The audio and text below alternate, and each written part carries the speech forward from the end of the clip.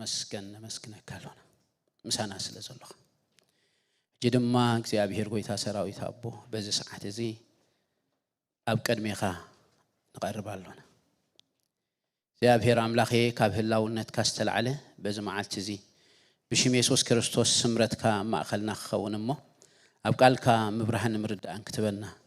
እግዚአብሔር ጎይታ ሰራዊት አቦ ብሽም ኢየሱስ ክርስቶስ በዚህ ሰዓት እዚ ጽልልለኹ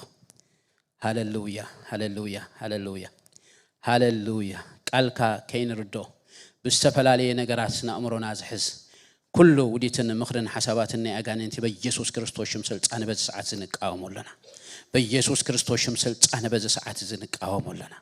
እግዚአብሔር ጎይታ ሰራዊት አቦ የስምረትካ በመልአት አማኸልና ይኹን ንብላለና ዝኹሉ ስለትገብራ ዚና ነመስግነካ ክብር ድማን ህበካለና በጎይታናን በመድኃኒናን በኢየሱስ ክርስቶስ ስም ይልካ አሜን ክብርና አምላክ ይኹን አብ ቀድሚና ኣብ ቃል አምላክ መኻደይ ደስ ዘብል ነገራት ኣብ መንጎና ሓደ ስርዓት አምላክ አለና መጀመርታ ናብቲ ስርዓት አምላክ ክንከይዲና እግዚአብሔር መስገን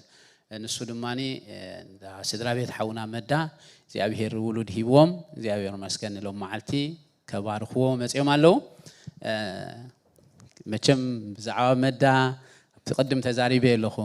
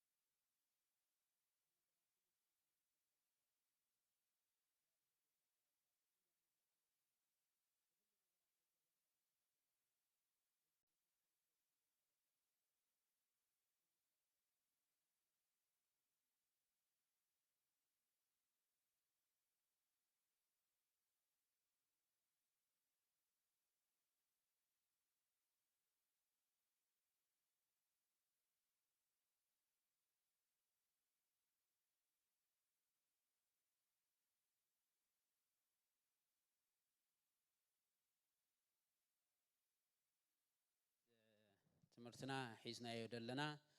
በእምነት ምንባር ዝብሊና ሒዝና ደለና ሐቀይነ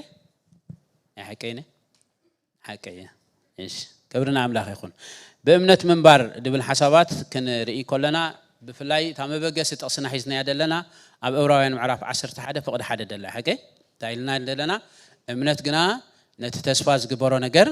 ርግጽ ምግባር ይልና ሐቀይ ታኻለይቲ ኻ ናይቲ ዘይርአ ነገር ምርዳያ ትብል ሐቀይ ስለዚ ኣብታ ካልእቲ ሐሳባቲና ንዛረብ ደለና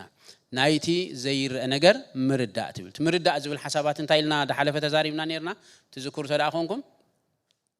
ናይቲ ዘይርአ ነገር ምርዳእ እዩ ኢሉ እምነት ማለት ክዛረበና ከሎሲ ርትዒ ብዝብል ሐሳባት ወሲድና ነርና ብፍላይ ከዓ ጽብቕቲ መግለጺ ትኾነኒ ኢላ ዝሓሰብኳ ሓንቲ ነገር ተዛሪበ ነረ ማለት እዩ ንምሳሌ ኣብ ጁባኹም ዋሌት ኣለኩም ኣዋሌትኩም ከዓ ገንዘብ ኣለኩም ሐቀይ ስለዚ ነዚ ኣዋሌትኩም ደሎ ገንዘብ ወይ ድማ እቲ ካርድ ኩሉ ግዜ ናብ ሾፒንግ ተኣትው ከለኹም እንታይ ኣይትገብሩን ኢኹም ቼክ ኣይትገብሩን ኢኹም ሐቀይ ምሽ ወላ ሓደ ሰብ ቼክ እንዳገበረ ሰኣቱ የለን ናብ ሾፒንግ ክሓስብ ከሎሲ እስኪ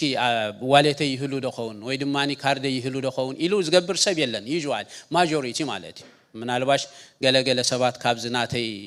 ፍሊ ዝበለ ጥንቃቀ ዘለኩም ሰባት እንተ ደይ ኮይንኩም ማለት እዩ ግን ማጆሪቲ ሰብ ግን ከም ይገብርኒ ሐቀይ ኩሉ ግዜ እንታይ ይድገብር እንተ ዳይልና በእምነት ይዳአቱ ማለት እዩ ኦኬ እንታይ እዩ ዝሓስብ እንተ ዳይልና ከም ዘለዎ አረጋጊጹ ሓሲቡ ይዛአቱ ማለት እዩ ስለዚ ናይቲ ዘይርአ ነገር ምርዳእ ዝብል ሐሳባት ከ እንታይ እንተ ዳይልና መጽሐፍ ቅዱስ አምላኽ አባና ከም ዘሎ ነጊሩና ኣሎ በሁሉ ነገራት ማለት እዩ ስለዚ ክንሓስብ እንኮለና ክንኣቱ እንኮለና ክንወጽእ እንኮለና ኣብ ኩሉ ጽላታትና ህይወት ከም አመንቲ ጻድቅ ግና በእምነት እዩ ዝነብር ክንብል እንኮለናሲ ኩሉ ግዜ አምላኽ አባና ከም ዘሎ ሓሲብና ወይ ድማ አቋጺርና ክንነብር ምንባር ዝበሃል ነገራት እንታይ ኢልና ነርና ኣብ ኩሉ ጽላታትና ህይወት ኣብ ኩሉ ማለት ኦኬ ኣብ ኩሉ ጽላታትና ህይወት ክንሓስብ እንኮለናሲ ንበይንና ከም ዘይኮንና ሓሲብና ክንነብር ክንኣቱ ክንወጽእ ክንውስን እንኮለናሲ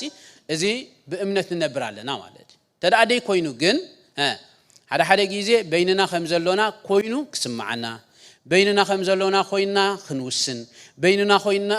ንነብር ከም ዘሎና ኮይና ክንጭነቕ እንኮለና እንታይና ንኸውን ደለና እንተ ዳኢልና እቲ ምንባር ዝበሃል ነገራት ብፍላይ ኣብቲ መንፈሳዊ ዓለም በት መለክዕ መንፈሳዊ ነገራት እንተ ዳርኢናዮ ካብ ምንባር ዝበሃል ነገራት ወይ ድማ ካብ ጻድቅ ክነብሮ ዝግብኦ ቅዲ ኣነባብራ ናይ ጻድቅ ዝበሃል እንታይ ኮይና ኣለና ወጪና ኣለና ማለት እዩ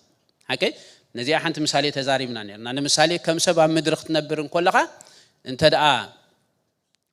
ከም ሰብ ከምቲ ኣብ ምድሪ ሰብ ክነብሮ ዝግብኦ ዓይነት ኣነባብራ እንተ ዳ ደይ ትነብር ሃሊኻ እንታይ ኮይን ካለኻ እንተ ዳኢልና ካብቲ ናይ ሰብ ዓይነት ኣነባብራ ወጪኻ ኣለኻ ማለት ልክዕ ድማ ከምኡ ጻድቅ ካብ ክነብሮ ዝግብኦ ነገራት ሕጂ ባይዘወይ እዚ ነገራት እዚ ክዛረብ እንከለኹ ከትርድኡኒ ተስፋ ይገብር ምክንያቱ ሓደ ግዜ ከምኡ ኮይንኩም ኣለኹም ቃል እግዚኣብሔር ዝብሎን ተረዲኹም እንለኹም ንሕና ከዓ ክንኮኖ ዝግባአና ነገራትን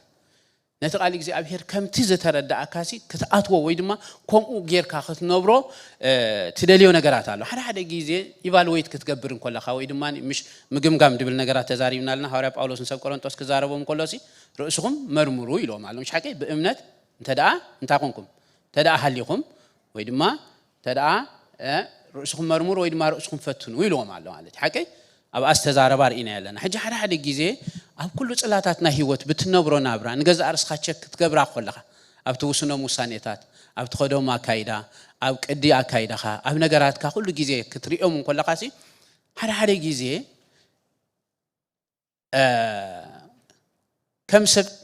ንበይንኻ ጥራሕ ከም ትነብር ዘለኻ ወይ ድማ ንበይንኻ ጥራሕ ከም ዘለኻ ኮይኑ ዝስማዓካ ወይ ድማ ከምኡ ዓይነት ኣካይዳ ትኸደሉ ግዜን ሰዓታትን ኣሎ ሐቀይ ኣነ ብዙሕ ግዜ ኣብዚኦም ነገራት እዚኦም ንገዛ ርእሰይ ዘዘኻኽራ ናብ ቃል ኣምላኽ ምልስ ኢለ ድማኒ ኖ መጽሐፍ ቅዱስ እኮ ከምኡ ኣይኮነን ድብል ከምዚ ክነብር ዘለኒ ኢለ ናብቲ ናይ ጻድቕ ክነብሮ ዝግብኦ ናብራ ክምለስ እንከለኹ ሓደ ግዜ ህይወት መቸም ሰልፊ ሐቀይ ሐቀይ ምሽ ምክንያቱ ኣብ ዝተፈላለየ ጽላታትና ህይወት ክትነብር ከለኻ ዘጋጥሙኻ ጸገማት ኣሎ ሽግራት ኣሎ ሓደ ግዜ ዞም ነገራት እዚኦም እንታይ ይገብሩኻ እንተ ዳኢልና ከም ንበይንኻ ደለኻ ገይሮም እዮም መልእኽቲ እንታይ ዝገብሩልካ ዘመሓላልፉልካ ኩነታት ተዛረብ ሓቀምሽ ንጊደውን ተዳሪኢናዮ ጊደውን እግዚአብሔር መጪው አታሐያል ጀግና እግዚአብሔር መሳኻዩ ቀድም ምባሉ ኩነታት አቀዲሙ መጪው ተዛሪቡ ወጸኒሁ ዳይሉ ተዛሪቡ ወጸኒሁ ተዳይልና እግዚአብሔር ሙስኡ ከምዘ የለ ተሐራሽዑ እግዚአብሔር መጪው ወይ ድማ መልአክ እግዚአብሔር መጪው አታሐያል ጀግና እግዚአብሔር መሳኻዩ መስወለሲ እግዚአብሔር መሳና ተትሉ ዳ አብ ኢድ ሚዳን ይሕሊፉ ሂቡና ኢሉ ማለት ሕጂ እንታይ ማለት ተዳይልና ንህላውነት አምላኽ ምስኩነታት እንታይ ገይርዎ ተዳይልና አታሐይዞ ኦኬ ምክንያቱ ቶም ኩነታት ተሐልፎም ደሎ ከም ህዝቢ እንታይ ኦም ዝብሉ ተዳይልና እግዚአብሔር ሙስኡ ከምዘ የለ እዮም ዘስምዑ ወይ ድማ እግዚአብሔር ሙስኡ ከምዘ የለ ገይሮም እዮም ደርእዩ ማለት ስለዚ ኣብዛ ኩነት እዚኣ መንሽሙ ክንሪኦ ከለናሲ አምላኽ ሙስኡ ከምዘ የለ ከም ህዝቢ ገይሩ እዩ ተረዲእዎ ደሎ ማለት ስለዚ ኩነታት ሓደ ግዜ ከም እዩ ይገብሩ ካየ ማለት ኣብዚ ኩነታት እዚ ከዓ እንታይ ደድሌካ ተዳይልና እምነት ደድሌካ ማለት ሐቀይ መጽሐፍ ቅዱስ ክዛረብ ከሎ እንታይ ኢሉ ለይቲ እምነትካ ንጎኻ ሳልኻ ምውራይ 10 ኣውታር ብዘለዎ በገና ንስምካ ምዝማር ክንደይ ሰናይ ይሉ ሐቀምሽ ምክንያቱ እምነት አብያ ተድሌካ ተዳይልና ኣብቲ ናይ ጸልማት ግዜ ተድሌካ ማለት ኣብቲ ነገራት አምላኽ መሳኻ ከምዘ የለ አምላኽ ከምዘ ሓደገካ በይንኻ ከምዘለኻ ዘርኢ ዝመስል ነገራት እምነት ኣብያ ተድሌካ ማለት ብዛዕባ ሰብ መሳኻ ምህላው ተትሕተት በዕንትኻ ትሪኦ ስለዘለኻ ሰብ መሳኻ ከምዘለውን ዝሓተካ መቸም እቲ ድሓተካ ደሎ ይጽሉል እምበረይ እቲ ድሕተት ደሎ ይኮነን ጽሉል ኦኬ ለምሳሌ ክልተ ሰባት ከወስድ ኣብዚ ቅድመ ኣነ ኣብ ካልእ ቦታ ኮይነሲ ደብዳቤ በመጽሐፍ ማለት ቅድሚ ሜሪ ንሰኑ ስለዝፈልጣ ሶሪ ንሰኑ ደብዳቤ ከማስለት ስማዕ ክጽሕፍ ከለኹ ንሰኑሲ ሰኑ ሜሪ ምሳኻ ከም ደሎሲ ኣይትፈልጥ እንዲኺ ተትብላሲ ሞኻ ብፍላይ ኣብ ካልእ ቦታታት እዚ ሰብኣይ ዳሓን ነበረ ኣብቲ ቦታ ምስከደዶ ገለ ነገራት ምሳይ ከም ደሎ አንዳራኣኸወሲ ከመይ ገይሩ ምሳኺ ከም ዘሎ ዳ ኣይትፈልጥኒ ክዝብለኒ ምበለት ሓቀምሽ ስለምንታይ እንተዳይልና ትሪኦ ስለደለ እምነት ዝበሃል ግን ናይ ምርኣይ ነገር ኣይኮነን ተረዲኹም እንለኹም that's why ሕጂ ሐዋርያ ጳውሎስ ክርስቶስ አባኻትኩም ከም ዘሎ ዶ ኣይትፈልጡን ይኹም ድብሎም ደሎ ማለት ጳውሎስ በከመይ ይፈሊጡ ንሳቶም ግን ነቲ ምሳታቶም ደሎሲ ኣብ ካልእ ቦታ ኮይኑ ሓበሬታ ደድልዮም ደሎ እንተዳይልና ጳውሎስ ብቃል አምላኽ መሰረት አማኒ ምስኮነ ሰብ አምላኽ ኣብኡ ከም ዘሎ 100% ሹሪ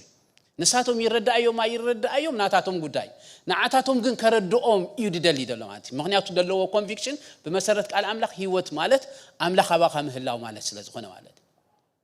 ስለዚ ካብዚ አይና ተበጊስና ማለት ደሞ ዓልትን ንሪያ ኦኬ ስለዚ ክንብገስን ኮለና ንሕና ኣብዱ ኾነ ሲቹዌሽን ናሃሉ አንተ ይቆም ብል ነይሩ ኤምሓዊ ክስታክ ገበር ኮለ ኣብዱ ኾነ ኩነታት ናሃሉ ሓደ ግዜ ንሓልፎም ኩነታት ወይ ድማ ንደልዮም ነገራት ተረዲኹም እንለኹም ምስቲ ንሕና እንደልዮ ዘይከዱ ክኾኑ ይኽእሉ እዮም ንህላውነት አምላኽ ግን ኣዋጋን ዕዳጋ እንደእቱ ክኾኑ የብሎምን አምላኽ ኢልና ክንዛረብ ኮለና ኻቲ በመንፈሳዊ ህላውኡ አባና አሎ ወይ ድማ መጽሐፍ ቅዱስ አባኻ አሎ ወይ ድማ አባኻ አሎ ኢሉ ድዛረበና ኻ አየናይ አምላኽ ኢልና እንተ ርኢና ኻ በመጽሐፍ ቅዱስ መሰረት እቲ ሁሉ ዝኽእል እስክን ጸዋዕዩ እግዚአብሔር መስገን እቲ ሁሉ ዝኽእል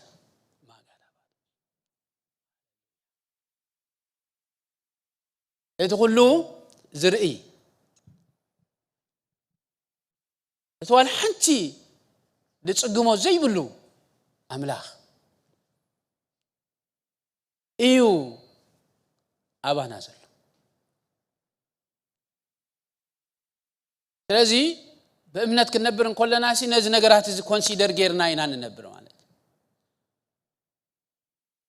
ናይ ጻድቕ መለክዒ ሲ እዚ እዩ ማለት መንነትካ ድሕረ ባይታኻ ገለመለታት ብዘይ ይገድስ ዘለኻዮ ሁነታት ብዘይ ይገድስ ግናን ኢየሱስ ክርስቶስ ካብ ዝተቀበልካዮ ግዜን ሰዓታትን ህይወት ምስረኸብካ አትሒዙ ግን ንስኻ ግን እንታይ አኻ እንተዳይልና እቲ ህላወ መንፈሳዊ አካል ደለዎ አምላኽ ንሱ አበይ ይደሎ እንተዳይልና አባኻ ይደሎ ስለዚህ ክንሓስብ እንኮለናሲ አምላኽ ኣብኡ ከም ዘሎ ሰብ ኢና ንሓስብ ከምኡ ኢና ንጓዓዝ ከምኡ ድማ ኢና ክንጓዓዝ ዘለውና ኢድ ነገረና መጽሐፍ ቅዱስ ማለት ዲያና ፍታ ኻልኢት ስቴፕ ናይሎም ማዓልቲ ትምህርትና ተእትወና እንታይ አንተ ዳይልና እምባር አምላኽ አባና ከም ዘሎ ርኢና ኣለና ማለት እምነት ማለት ንሱ ስለዝኾነ ናይቲ ዘይርእ ነገራት ምርዳእ ማለት ስለዝኾነ ማለት አምላኽ አባኻ ምህላው ግን ዝሕግዘካ እንታይ እንተ ዳኢልና ቅድመ ኩነት ዘለዎ ህላው ኣምላኽ ኣሎ ንሱ ድማ እንታይ እንተ ዳኢልና ኣምላኽ ምሳኻ ምዃን ኣምላኽ ኣባኻ ምህላውን ኣምላኽ ምሳኻ ምህላውን ክልቲኡ በበይን ኣምላኽ ኣባኻ ኣሎ ማለት ወላ ሓንቲ ቅድመ ኩነት የብሉ ወላ ሓንቲ ናትካ ደድልየካ ትሕተቶ ነገራት የብሉ ምእማንካ ጥራይ ዝሕተተካ ተቀዳመይቲ እምነት ባህል ነገራት ንኢየሱስ ክርስቶስ መስተቀበልካዮ ኣምላኽ ኣባኻ ነዚ ነገራት ዝፈጽምና በእምሮ ዲፋይን ክንገብሮ ይንኽእልኒና ናይ እምነት ነገር ካብቲ ደገርመን ነገራት ሓደ ነገር ቅድሚ ሕጂ ተዛሪበ ኣለኹ እሱ ድማ እንታይ እንተ ዳኢልና ነቲ ቃል እግዚኣብሔር ከምቲ ቃል እግዚኣብሔር ከምቲ ዝበለና ዳኢና ክንቅበሎ ዘለና እምበር ንዕኡ እውን ስእሊ ክንስእሎ ወላ ተስኣልና ኢኻ ክንስእሎ ይንኽእልኒና እቲ ስሉስ ኣካል መንፈሳዊ ህላወ ዘለዎ ኣባኻ ኣሎ ንዝብል ናይ መጽሓፍ ቅዱስ ሓሳብ ወይ ድማ ተርምሲ ከመይ ጌርና ኢና እሞ ዲፋይን ክንገብሮ ከመይ ጌርና ኢና ክንስእሎ እንተፈተና እውን ክንስእሎ ኣይንኽእልኒና እንተ ደኣ ስኢልናዮ ከዓኒ ጣዖት ኢና ክንስእል ማለት ካልእ ኣምላኽ እዩ ማለት ሓደ ጊዜ ሰባት ሓንቲ ሓፍትላ ትዛረባ ትገርመኒ ማለት ሰባት ኣመንቲ ተባሂሎም ምስቲ ንሳቶም ክሆንዎ ዝግብኦም ዓይነት ኣካይዳ ወይ ድማ ኣነባብራ ወይ ድማ ዘራርባ ወይ ድማ ኣረዳድኣ ዘይከዱ እንድሕር ኮይኖም ነዚኦም ሰባት ከምዚኦም ዝኣመሰሉ ክትርኢ ኮላስ ከምዚ መግለጽ ትቦም ማለት እዞም ሰባት እዚኦም ናቶም ኣምላኽ እዮም ስኢሎም ዝነብሩ ናቶም ናይ ገዛ ርእሶም ኣምላኽ ኣለዎም ድስኣልዎ ሰብ ሓደ ጊዜ ናቱ ኣምላኽ ይስእል እዩ ማለት ማዕረ እንታይ ማለት እንተ ዳኢልና ዓቐኑ ንኣምላኽ ኢሉ ክሓስቦ ከሎስ በቲ ንሱ ዝሰኣሎሲ ዓቐኑ ኣምላኽ ይስእል ማለት እምነት ግን ከምኡ ይኮነን ማለት እምነት ቢዮንድ እዚ ነገራት እዚ እንታይ እንተ ዳኢልና ንሕና ፈጺምና ክንስእሎ ዘይንኽእል ዓቐን ዘይብሉ ተረዲእኹም እንለኹም ሞኸኣኒ ነዚ ኣድማስ ኢልና ንሕና እናሓስቦ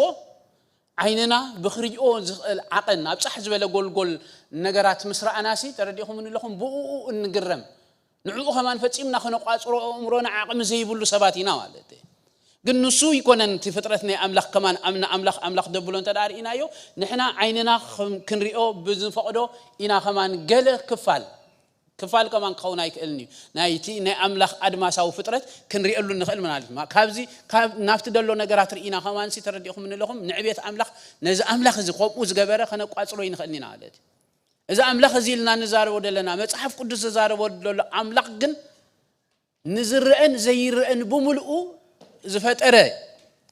ነቲ ዝርአን ዘይርአን ብምልኡ ዝገበረ ማለት ሓደ ጊዜ ብመገሻ ኸይድኩም ማለት ሓደ ጊዜ ኣደይሲ ክስታይ ከይዳ ማለት ተሰነ ዝባነ እንታይ ድበሃል ዝነበሩ ኩሉ ናፋ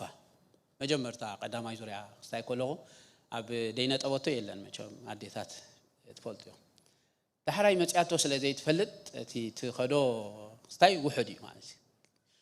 ራሕቕ ኣለዎ መዓት ትመንገድ ዳሕራይ ሽዑ እንታይ ኢላትን ግን ምን ዲልዋ እዚ ኩሉ መሬት ናትና እዩ ኢላትና ማለት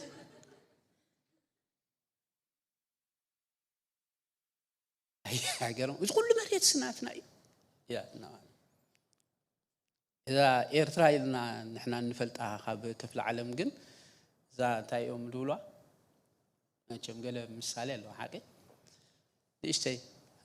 ዝኾነ ንዓኣ ብምልእታ ከማንሲ ክትበፅሓ ይትኽእልን ኢኻ ኣምላኽ ግን ኣምላኽ ኩሉ ዓለም ኣብ ገለ ቦታ ምስከድካሲ ዓሌቶም ዘይፍሉጣት ህዝቢ ምስኣስ ኣምላኽ ከዓ ንዕኦም ከኣፈልጦም ኣምላኽ ከዓ ንዕኦም ፈጢርዎም ኢልካ ትሓስብ ከለኻሲ እዚ ኣምላኽ እዚ ከመይ ዓይነት ኣምላኽ እዩ ማለት እዚ ኣምላኽ እዚ እምበኣር ፈፂምና ክንስእሎ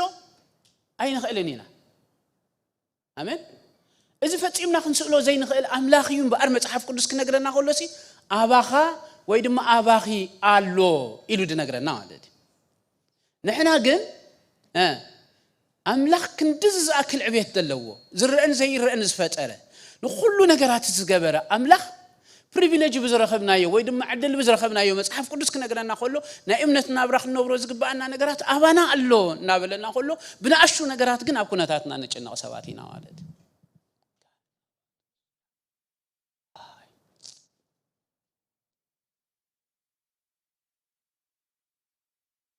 That's why እምነት ደድለና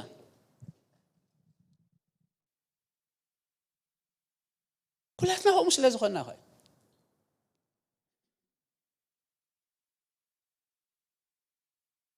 ኣብ ገለገለ ጊዜ ሲ እንታይ ድበሃላ ዘራርባለሁ ካብ ኣፍንጫኻ ርሒቕካ ደይትሪኦ ኩነታት ይኸውን መጽሓፍ ቅዱስ ዝብለና ግን ካልእ ናኾነ ክነሱ ማለት አሜን አሜን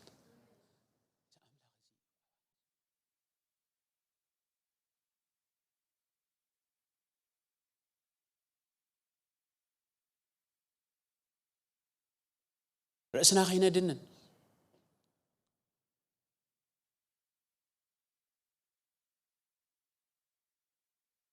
ነገራት ከም ዝኾኑ ይኹኑ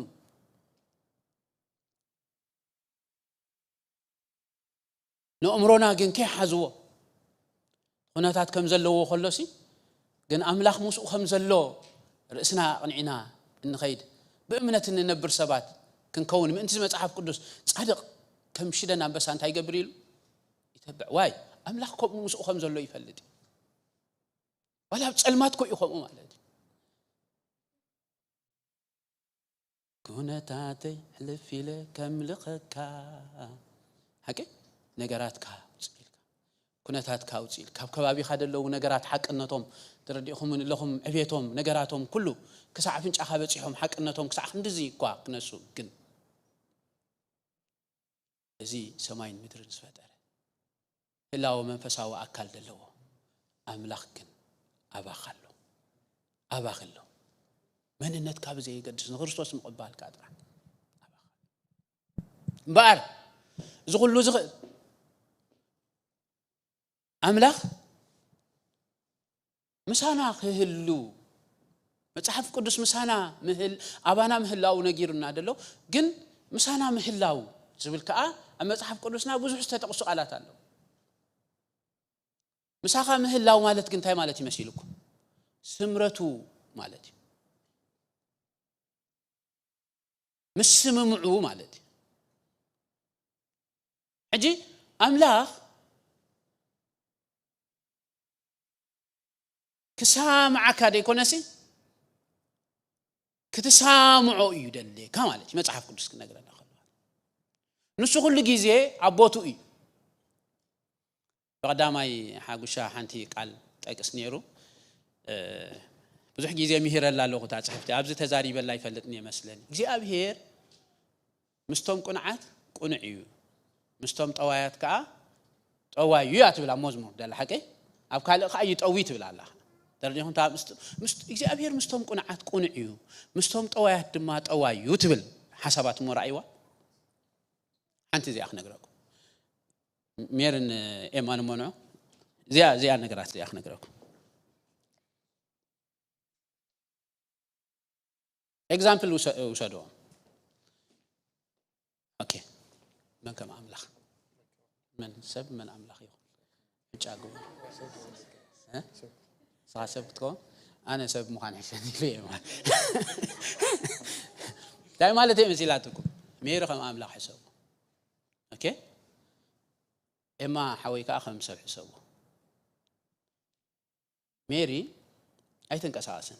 أوكي كم زي عيدي يدور لهم عندي إما حوين عبز نابو تعمل اوكي زي ابيهر يدي جمر تقال مالتي اي تنقسا زي ابيهر مستوم قنعات قنعي واي قنيع سلدلو حقي ايما تطوينات زي ابيهر تطويدي اي تطوين سبغن تطوي مالتي حجي نعو قنع ني اما قنع حجي زبز زل حقي اذا نعو انتاي ጠዋይ እሱ ስለስተጠውየ ዲግ ኤማ ስለስተጠውየ ስለዚህ እግዚአብሔር ምስቶም ጠዋያት ከአ ጠዋይ ስለስተጠውየ ግን አይኮነን ታይዳይ እሱ ስለስተጠውየ ንዑ ይጠዋይ ነገር ሰላም ይምሽ ቆይ ተባረኩም እንጂ ኩልቲኩም ሰባያኩም እንጂ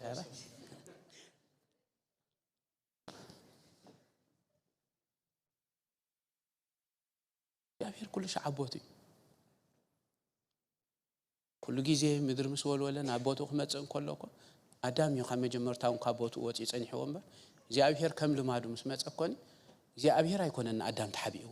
አዳም ይን እግዚአብሔር ተሐቢው ስለዚህ ሆይ እግዚአብሔር ከዛረበው ለከም ልማዱ መስመጽ አበ ያለኻ ይዛሓተ ተባለ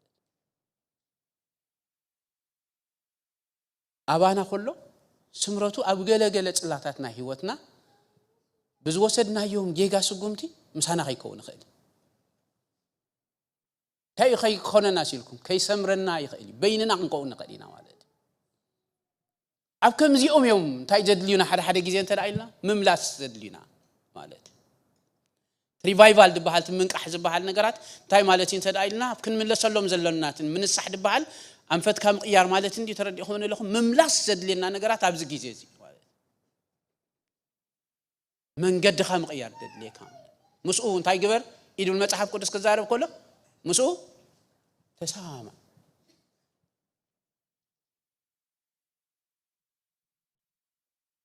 على تاريخ كنقرأكم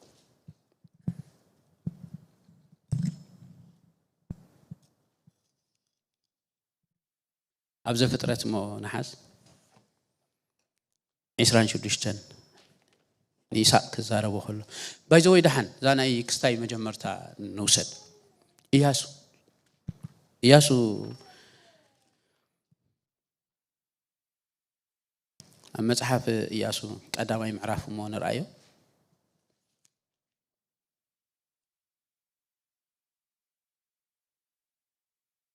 إياسو قداماي معراف تدارينا تي عودة نباب تدا استبهلنالو كم زيبن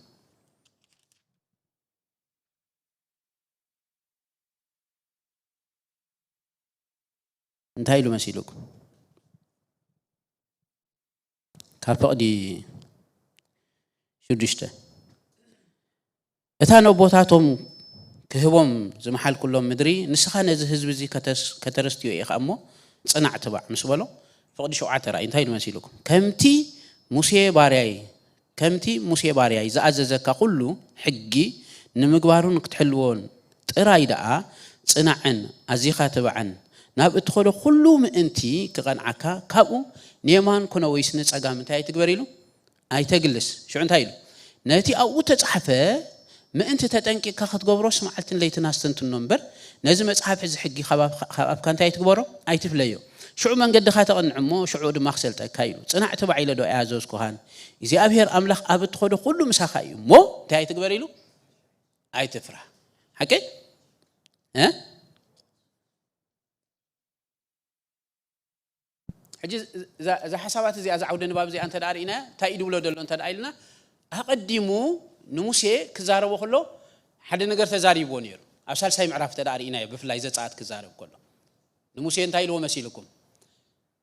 كلخو مسدليه اسرائيلاوያን ካብ ምድር ግብጽ ኸውጾም ዳህራሽዑ ሙሴ አነ ኮልታፌ ስለዚህ ብትልእኾ ዳአላ አኽንበሬ አነ አይከይን ይሉ ማለት እግዚአብሔር ግን ታይሎ መስይልኩ أنا مسخة كخوني يا تقول تعرف مش حكي أنا مسخة كخوني تروح نسخة حرايل كاخيد نزا أنا زبلك هذا اللي هو حرايل كاسم عيو تأززود أمبرين دحر سمع خاني أنا مسخة كخوني يلو حجت أجريمنت رأيوا أنا أدق سلزخونكو نقالي كأسل زيت ألم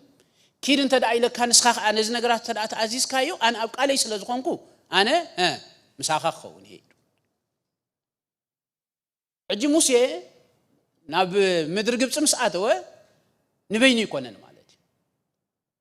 ስለምንታይ ግን نبينو ዘይኮነ ስለምንታይ ግን እግዚአብሔር ሙስኡ ኮይኑ ተዳይልና እንባር ነቲ ናይ እግዚአብሔር ቃል ስለስተአዘዘ ማለት ነቲ ናይ እግዚአብሔር ቃል ስለስተአዘዘ ሕጂ እግዚአብሔር ሙስኡ ስለዝነበረ موسى أم مدر جبسي كأتو خلو بمسرته كمان أم مدر جبسي كأتو خلو أنت داري إنايو فتشي موسى حسابي سلام تأيده حساب تراينا قدامي قدامي كاب فرعون هادي موزوات أسابي قال أي نبينو سابي مالك سالسة عبر خاطر ردي أخم من اللهم ولا حنت نجارات بجك هذا بيتر أنت داري كوي ناسي مسؤول خيد نام مدر جبسي أتو يلا فريح زوات أساب سلاس قناة عليه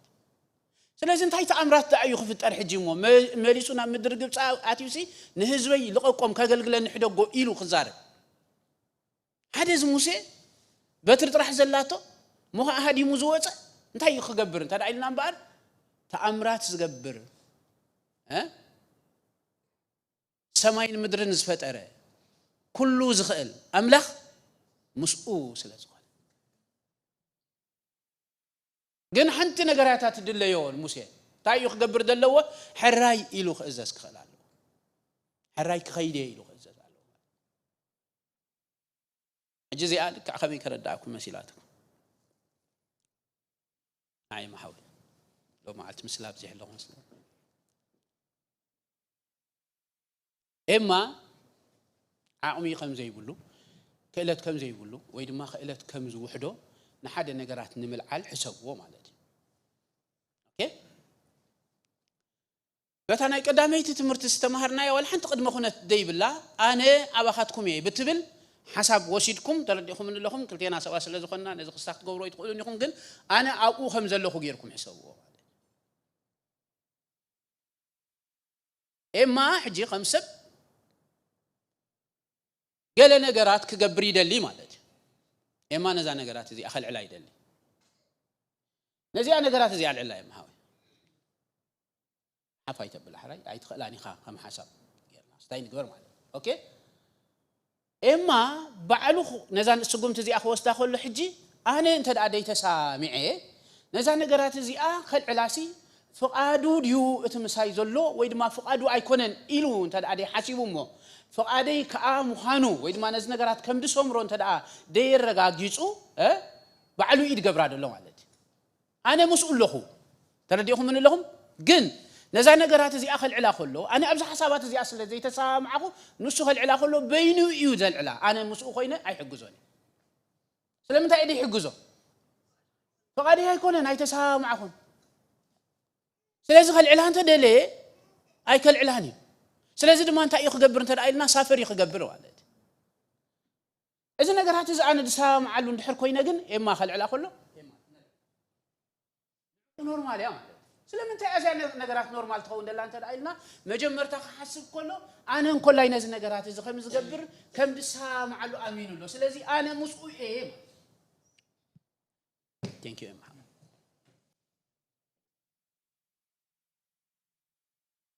سلازم موسى بارنا مدر جبصاتيو نز كله نجارات كغبر زخال املاح مسؤول سلازلوي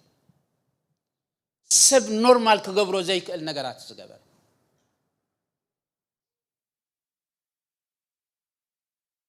على جزء حد سوا هاي زارب كلهم زين موسى نافرون كأتو كله أملاخ مسؤول سلزخونه بتستزاربوها أملاخ كبرو سلزار إيو نفرون شعو يغيدو إلو يحسب دحرا شعو كوت كله جن مش موسى سلزخونه إجزابير مش موسى يوتصمو نبينو يقون دحرا شعو فرعون كحسابه يغير أي كودونيوم كايلو كأمري زو كايو وسيلو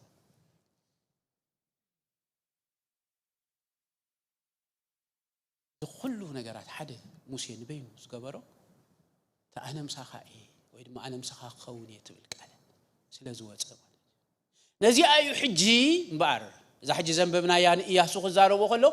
كمتي نسوز تزاربك أخو مطرح جبر كافتيك قال نيمان نخون نتأجم تاي تجبر أي تجلس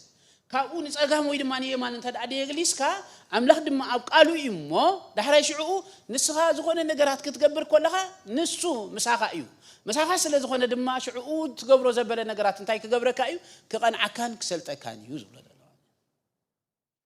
that's why نبدو خونه نيمان نخون نتأجم تاي تجبر دولا ده أي تجلس أوانا مهلاو خاب كالوت ده أمنتين العلي we are privileged مالد سلام انت ايتو privileged انت رايلنا ሚኒማም ሲ ቀዳማይ እንታይ ኣባና ስለ ዘሎ ነቲ ኣባና ዘሎ ምሳና ክኸውን ወይ ድማ ስምረቱ ምሳና ክህሉ ሲ ክንገብሮ ንኽእል ኢና ማለት ክንገብረሉ ንኽእል እንታይ እንተዳኢልና ምስኡ ምስማዕና እዩ ማለት ምስኡ ምስማዕና እንተዳ ሃሊ ሽዑ ናቱ ስምረት ናቱ ደገፍ ኣብ ህይወትና ኣብ ናብራና ኣብ ኩሉ ጽላታት ነገራትና ስለ ዝኸውን ዋላ እኳ በመከራ ዝመስል ነገራት እንተሓለፍና ኣብ መከራን ኣብ ፈተናን ግን እንታይ ክንገብርኒና ኣይክንጠፍእኒና ስለዚህ እዩ እግዚአብሔር ከዛረብ ኮሎ ታይሉ አንተ ወይ ዘንበባ ዝነበረ አምላኽ ምሳና ካብ ኮነኸ መን እዩ ታይ ማለት እንተዳኢልና ፈተና ይንሐልፍና ማለት ኖ አምላኽ ምሳና ስለ ዝኾነ ግን ኣብቲ ፈተና እኳ እንታይ ክገብረና ኢሉ ደሎ እንተዳኢልና ከውጻና እዩ ኣይትርፈናን እዩ ኢሉ ደሎ ዋይ ምኽንያቱ ትኩሉ ዝኽእል ኣብኡ ኸይንተርፍ ዝገብር ኃይል ዘለዎ ብቃት ዘለዎ ክእለት ዘለዎ ንሱ مسمن سلا زخونه مثلا حدا جزء دو من شو خمس يلو تزاري ولا أنت من قدي أب كدمي خا تغنى عنبر نسخة تاجي برد قتله حكي يوك زارو تمام أنا حنت نجارات راح كفتها نسخة تدلي حسابات قال كتر حيوت عنبري ندحر موت كوينون ندحر حليفوسي والحنتي نجارات مالسي كم زي جب أني نجارات كم زبط حنجير أي قاطروني مغنياتو أنا قال كخلو خو زخونه نجارات سلا زخونه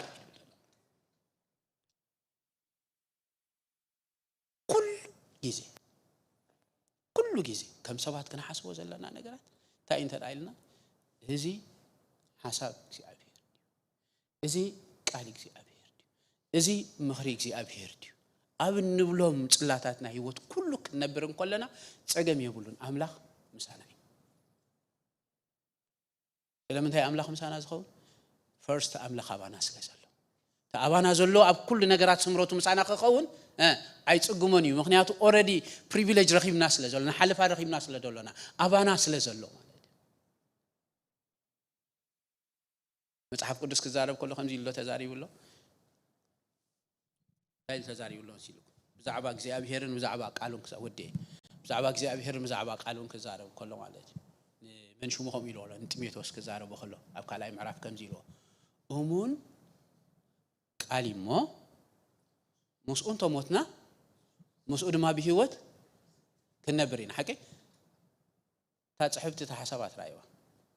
يعطوك ميتوس هذا فيسون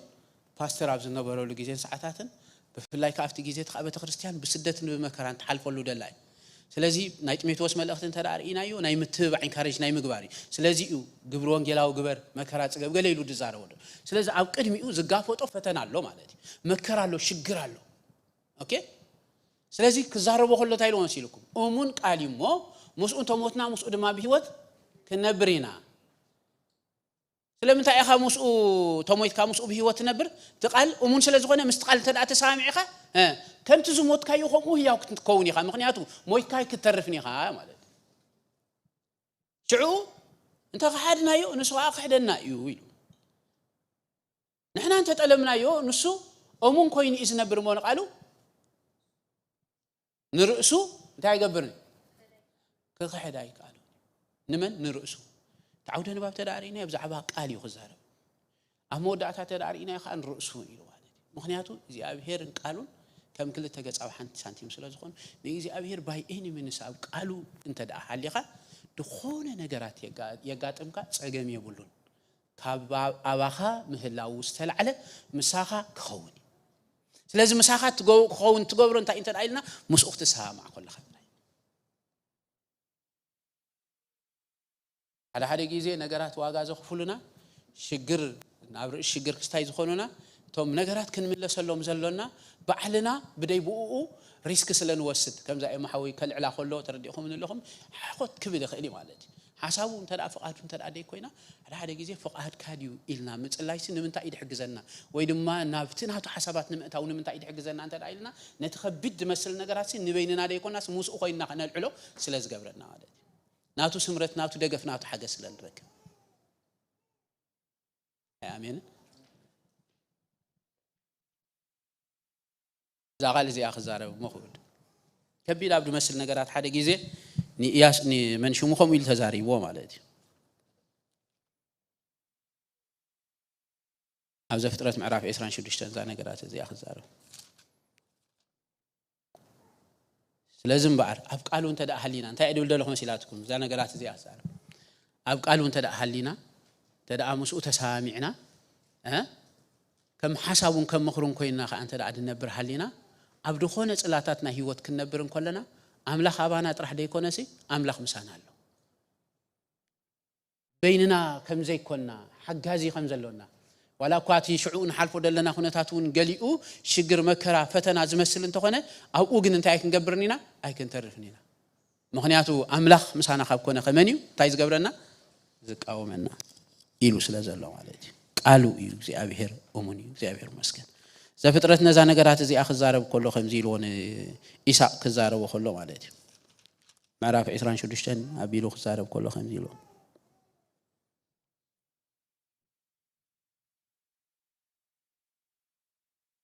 كافقد حدا خنبو بجكات قداماي بزبن ابراهام زخونه طميت ابت هاجر كال طميت دما خونه يساق دما ناب ابي ملك نغوس فلسطيماويان ناب غيرار كده እግዚአብሔር ድማ ተራእዮ በለው ናብ ግብጽ አይትውረድ ኣብታ ኣነ ዝብለካ ምድሪ ዳ አንታይ ግበር ተቀመጥ እዛ ሁሉ ሀገር ንዓኻን ዘርአኻን ከበካየ እሞ ኣብዛ ምድሪ እዚ ስደተኛ ኮይንካ ተቀመጥ ኣነ ከኣ ምስኻ ኸውኔ ክባርኸካኔ እቲ ነቦኻና አብርሃም ዝመሓል ኩሉ መሓላ ድማ ከቁሞ እየ ኢሉ ተዛሪ ናብይ አይትውረድ ኣብ ምድሪ ኮጥሜት ይደሎ ስለዚህ ካብ ጥሜት ከሃድም ይኮ ዝኸይድ ደሎ ማለት ግን እግዚአብሔር ከዛረቦ ሁሉ ግን እንታይ ኢልዎ ኣይትኸይድ ኢልዎ ዋዙ ኩነታት ሞ ጥሜት እንዲደሎ ኖ ኣነ ምሳኻ ኸውኔ ሸው ኣነ ምሳኻ እንድሕር ኮይነ እንታይ ማለት ነቲ ጥሜት ኣብቲ ናይ ጥሜት እዋን ኣነ ክባርኸካ ጥሜት ኣይክውሕጠካኒ ይድብሎ ደሎ بس عابي نجارات مبار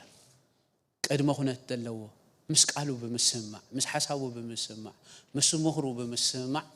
እግዚአብሔር ምሳና خلو انت اغيرنايو እግዚአብሔር መስከን ኣብ ኩሉ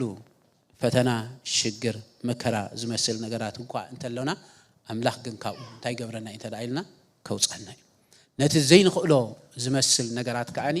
በይንና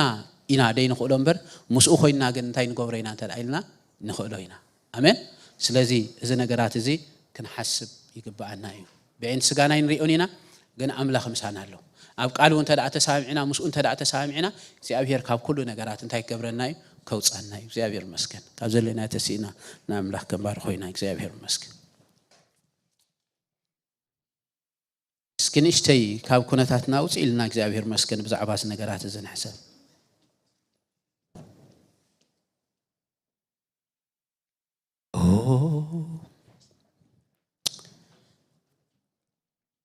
Aloha, aloha, aloha, aloha. تنبر ذا العالم زبل السبس تنبر ذا العالم تنبر ذا العالم تنبر يسوس كم قدم كايخا يسوس كم قدم كايخا يسوس كم قدم كايخا يسوس كم قدم كايخا اللوخا زبل سبسكي اللوخا اللوخا اللوخا اللوخا تنبر العالم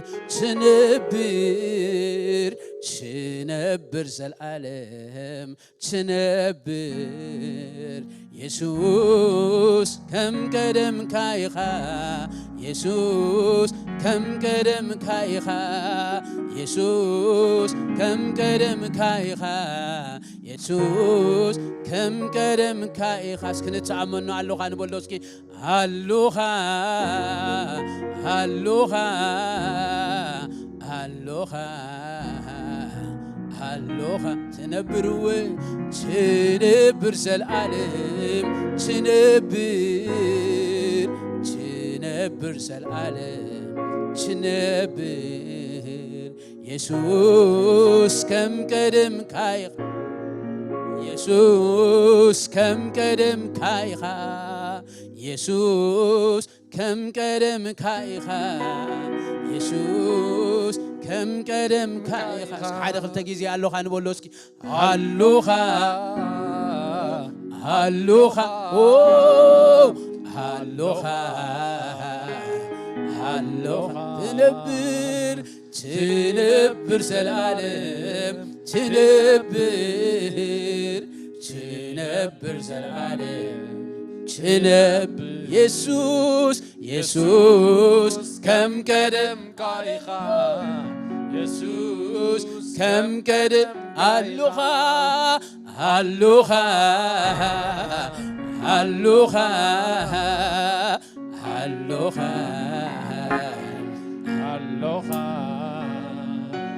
ትነብር ዘላለም ትነብር ዘላለም ትነብር ኢየሱስ ከም ቀደም ካይኻ ኢየሱስ ከም ቀደም ካይኻ ኢየሱስ ከም ቀደም ካይኻ ኢየሱስ ከም ቀደም ካይኻ ኣለኻ ኣለኻ ኣለኻ ትነብር ዘላለም ትነብር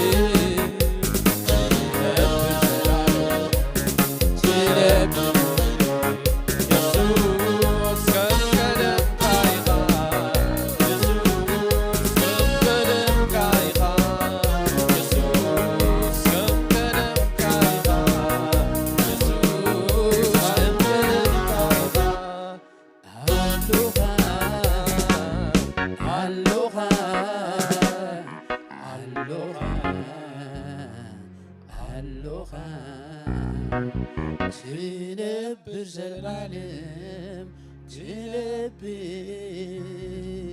ትነብር ዘላለም ትነብር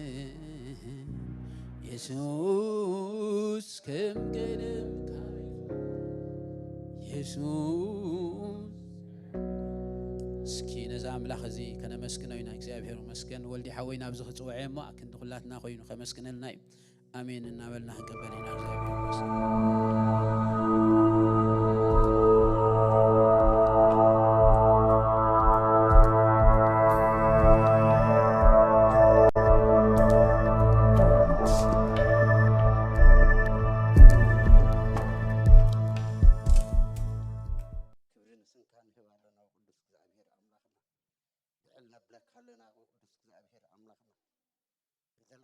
ዓለም ንስንካ ንባርኮ ለና ጌታ እግዚአብሔር አምላክና ወነተዓቢ ነተሐያል ነተቅዱስ ንዘለዓለም ዓለም እግዚአብሔር አምላክ ዝነብር ሰማይ ዝፋንካ ምድርኻ መርገጽ እግርኻ ዝኾንካ ጌታ እግዚአብሔር አምላክ እቲ ዘለኹ ዝበልካ ጌታ እግዚአብሔር አምላክ ንስኻ አምላክና ይኻሞ ወቅዱስ አቦ ነመስግነካ ኣለና ነኽብረካ ኣለና ጌታ እግዚአብሔር አምላክና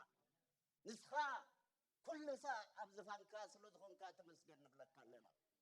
ወቅዱስ እግዚአብሔር አምላክና ሎሚ ድማ ስለቃልካ ብነገር ኩሉ እምንን ጻድቅን ስለ ዝኾንካ ክልተ ወይ ሰለስተ ኮይንኩም ኣብኡ ብስመይ ኣብ ተኣከብኩምሉ ኣነ ኣብኡ ምሳኹም ኣለኹ ኢልካልኒ ኢኻሞ እግዚአብሔር አምላክ ከም ቃልካ ጌታ እግዚአብሔር አምላክ ብህልዋን